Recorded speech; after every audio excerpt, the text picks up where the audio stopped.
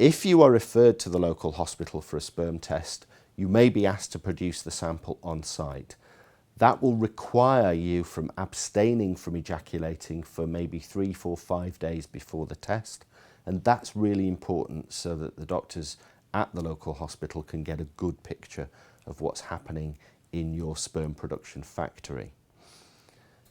You may be asked to produce the sample at home.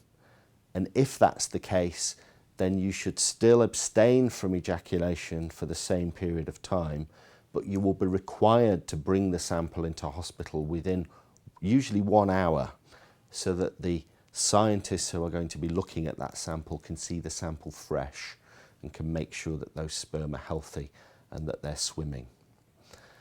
In the laboratory, the scientist will look at 3 main aspects of your sample.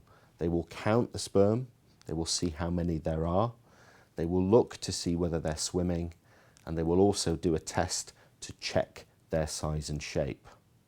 That information will be written up and will be sent back to your GP, and your GP will explain those results to you at a later date. And on the basis of that information, the GP can then make a decision.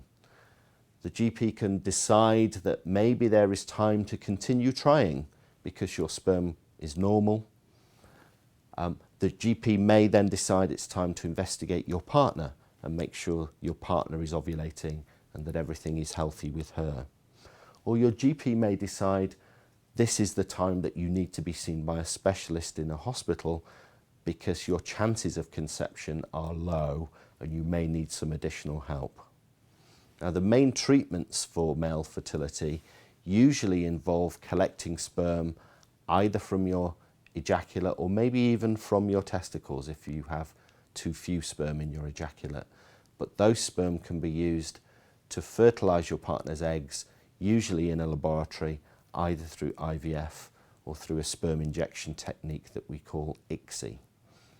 If your sperm are fairly healthy though, you may simply be offered an insemination procedure, and that's where your sperm is washed and is prepared and is inseminated into your partner at about the right time when she's ovulating. So there are a number of different treatment options available to you, but the first step in getting access to them is going to see your GP if you haven't managed to make your partner pregnant within about a year of trying.